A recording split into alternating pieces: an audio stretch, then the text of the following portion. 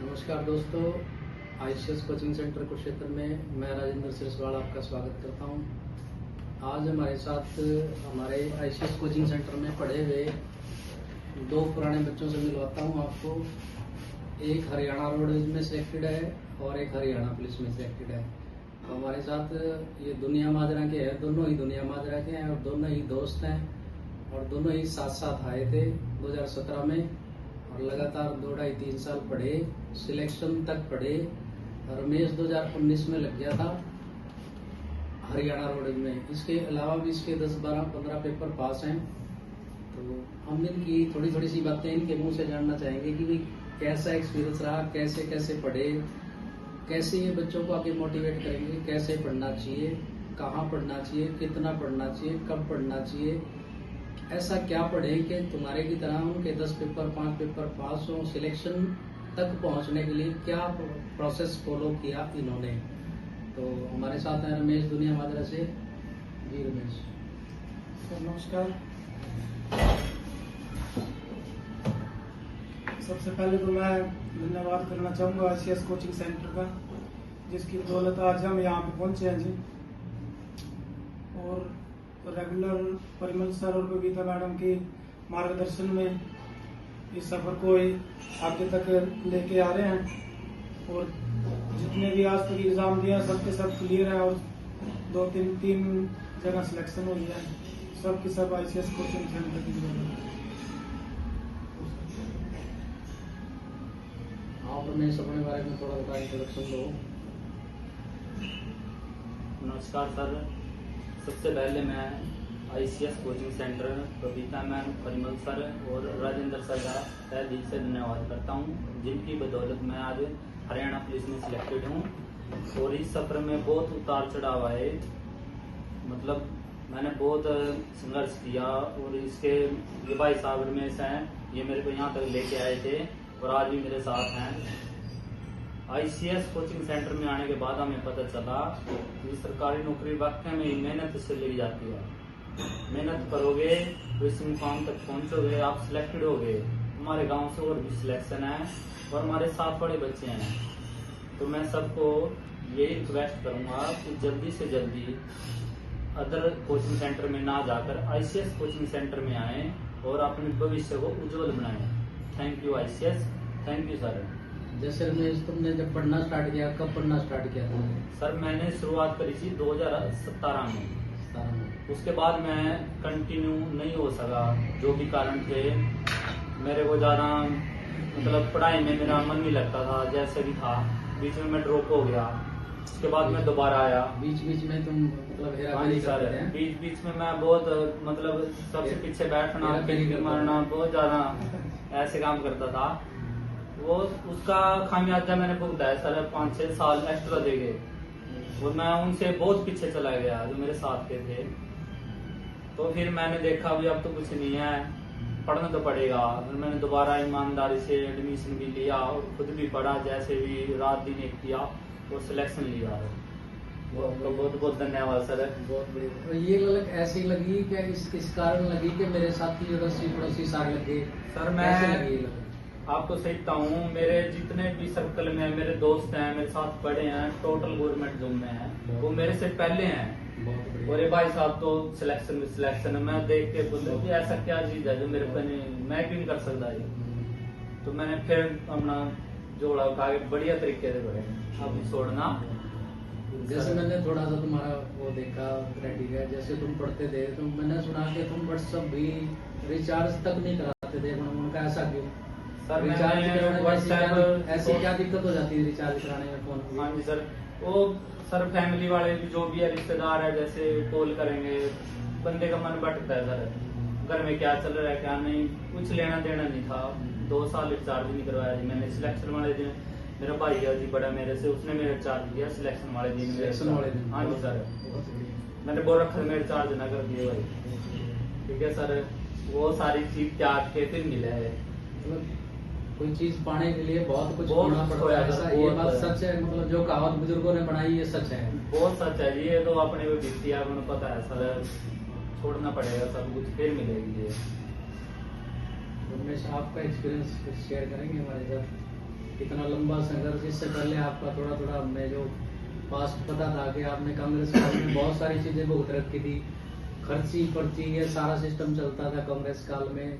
तो जब बीजेपी आई, बीजेपी आने के बाद आपको थोड़ी थोड़ी सी उम्मीद जगी, तो आपको कैसे पता लगा आईसीएस के बारे में? आईसीएस तो पहले भी था, आप 17 में मेरे साथ सेंटर 16 के लास्ट में स्टार्ट हुआ, आप 16 के लास्ट सेंटर स्टार्ट होते ही सिर्फ वेट कर रहे थे क्या सेंटर ओपन होएगा और मैं पहला जाके बैठूंगा सेंटर पे, ऐसा क्या था आईसीएस में? एक्चुअली बीजेपी सरकार से पहले जो सरकारें आई थी पहले, उनमें भी काफी इंटरव्यू तक पहुंचे हैं सर, तो फाइनल सिलेक्शन से बाहर हो चुके हैं। तो फाइनल सिलेक्शन से हाँ जी, चलो किसी कारणवश ये पॉलिटिकल अप्रोच नहीं थी, जैसे कुछ भी लगा लो सर उसमें। तो जैसे ही बीजेपी गवर्नमेंट आई तो पहले उसमें हरियाणा पुलिस का वो दिया जी हमने, PMT PST पास हो गया, एग्जाम में पहुंच गए जी हम। और उसमें क्या हुआ सर, उस टाइम मेरे पास ग्रेजुएशन नहीं थी, तो एग्जाम भी क्लियर हो गया सर, फाइनल कट ऑफ में नहीं मैं आ पाया। और क्योंकि एग्जाम में मेरे इतने नंबर थे कि वो कट ऑफ पार ही नहीं हो पाई, और उस टाइम में सर ग्रेजुएशन के नंबर जुटते थे, तो ग्रेजुएशन मेरे पास नहीं थी, तो सर मैं उसमें से 2-2.5 नंबर से बैक हो गया, पीछे चला गया, तो सिलेक्शन से दूर हो गया सर। तो फिर मैंने देखा सर कि भी अभी इसमें, क्योंकि उससे पहले सर मैं जैसे अपनी मंडी होती है ना उसमें कार्यरत था, तो वहाँ पे सर मैंने परिमल सर का वो प्रोग्राम देखा, हरियाणा न्यूज पे प्रोग्राम आता था डेली, तो उसमें सर परिमल सर बोलते थे कि भी हमारे यहाँ पे सेंटर पे आओ, भी गवर्नमेंट जॉब की 100% गारंटी देते थे सर। कौन से सन की बात है ये सर 2017 स्टार्टिंग की बात है। हाँ, स्टार्टिंग की बात है सर। तो मैं काफी टाइम ऐसे ही देखता रहा सर, तो मैंने सर एक बार फोन भी किया, पूछा भी। 16 के लास्ट में हमने स्टार्ट कर। हाँ जी, हाँ जी। तो सर उस टाइम मेरे को इतना पता था कि भी करनाल में तलवार चौक के पास अपना ऑफिस है इनका जी, और हेड ऑफिस सोनीपत में है। तो मैंने मन बना लिया कि भी मैं आईसीएस से ही तैयारी करूँ। तो इतना पता लगा सर यहाँ पे कुरुक्षेत्र में आपने ब्रांच खोल दिया सर, तो मैं यहाँ आया और उसके बारे में पता करके तो मैंने एडमिशन ले लिया सर यहाँ पे। और मेरे साथी कई मेरे गांव के अपना ये जो भाई है रमेश, ये भी हमारे साथ आया, कई बच्चे और आए, हमने इकट्ठे ही तैयारी शुरू कर दी फिर सर यहाँ से। तुम्हारा जो बैच था शुरू का, मेरे हिसाब से तुम्हारे बैच के सारे बच्चे, लगभग सारे बच्चे सिलेक्टेड है। जी सर बिल्कुल।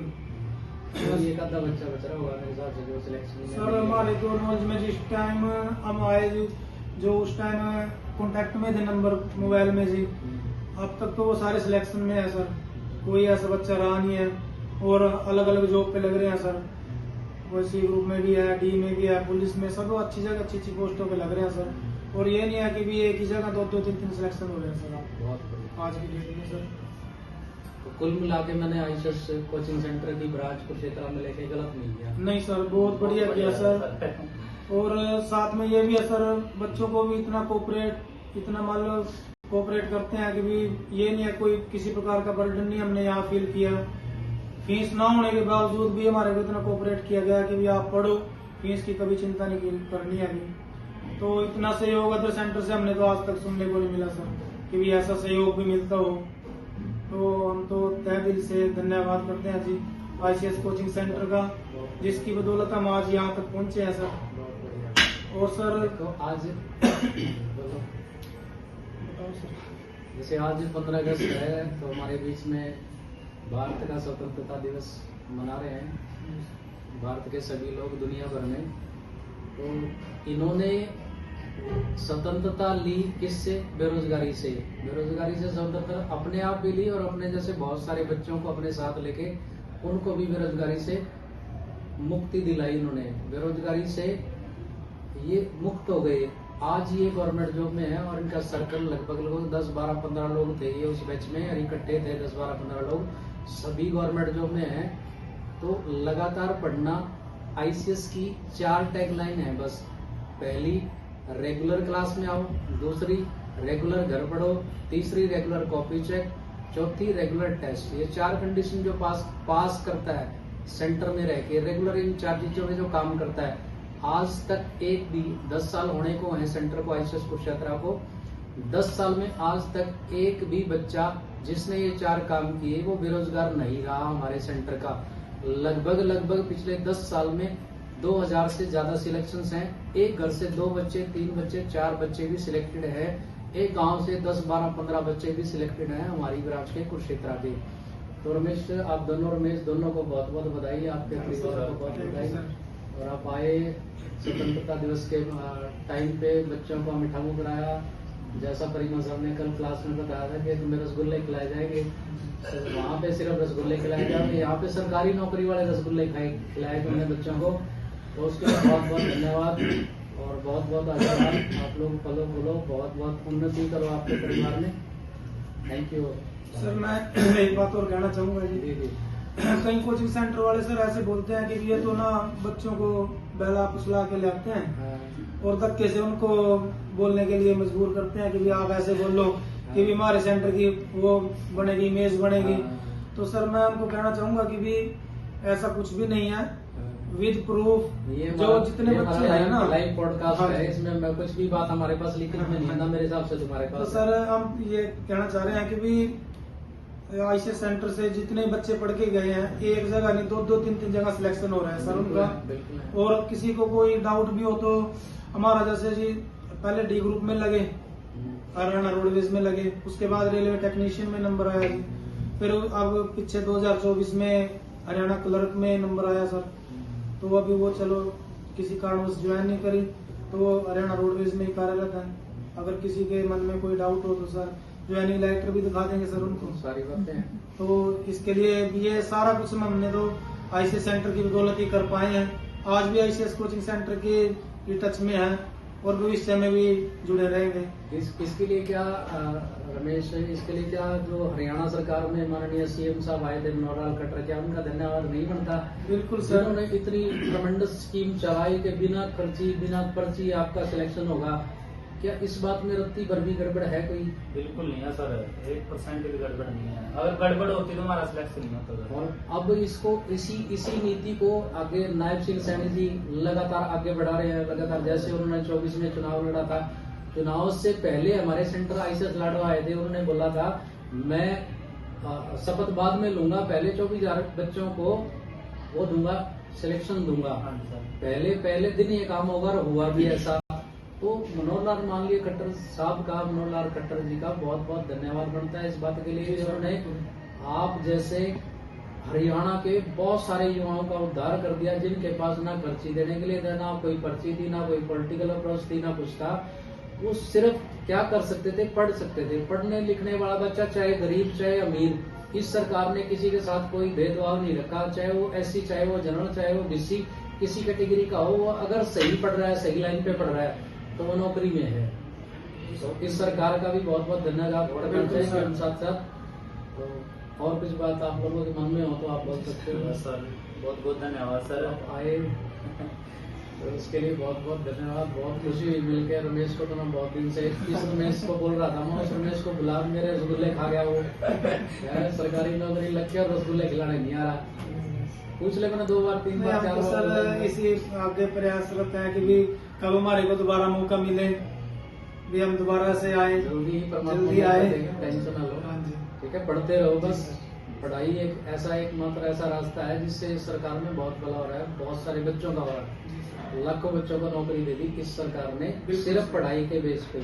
हमने तो सर कभी ये सोचा भी नहीं था कि सर हम भी कभी जॉब में आएंगे, क्योंकि पहले ऐसे हालात देखे सर कि भी फाइनल सिलेक्शन से बाहर हो गए, 17-18 अटेम्प्ट ऐसे हो गए थे सर हमारे तो कि भी फाइनल सिलेक्शन से बाहर कोई उम्मीद ही नहीं थी जी। और जब सिलेक्शन भी हो गया उस टाइम भी पता नहीं लगा कि भी सिलेक्शन हो गया सर, क्योंकि पहले था कि भी जब तक 5-7 लाख रुपए ना लगे तो पता ही चलता था जी कि भी हाँ सिलेक्शन हो जाएगा। तो अब तो सर ऐसा है बीजेपी की सरकार में सर वो दौर देखा हुआ था जिसमें पैसे लगते थे और यकीन नहीं होता, पैसे लगने के बाद यकीन नहीं होता था कि सिलेक्शन होगा कि नहीं होगा। तो सर हम तो दिल से शुक्राना करेंगे बीजेपी सरकार का भी, मनोहर लाल खट्टर जी का भी, और अपने जी जो वर्तमान मुख्यमंत्री है श्री नायब सैनी जी का भी, जिनके मार्गदर्शन में बच्चे इतने आगे बेरोजगारी को दूर करके रोजगार हासिल कर रहे हैं सर। बहुत बहुत धन्यवाद सर। थैंक यू बच्चों, बहुत बहुत आशीर्वाद। और आप फले फूले और आगे ऐसे ही बढ़ते रहें, बढ़िया नौकरी ऐसे ही बच्चों को आगे मार्गदर्शन देते रहें, वो भी लगे और पढ़े और आगे बढ़े। तो बहुत बहुत धन्यवाद। थैंक यू साथियों। Thank you all.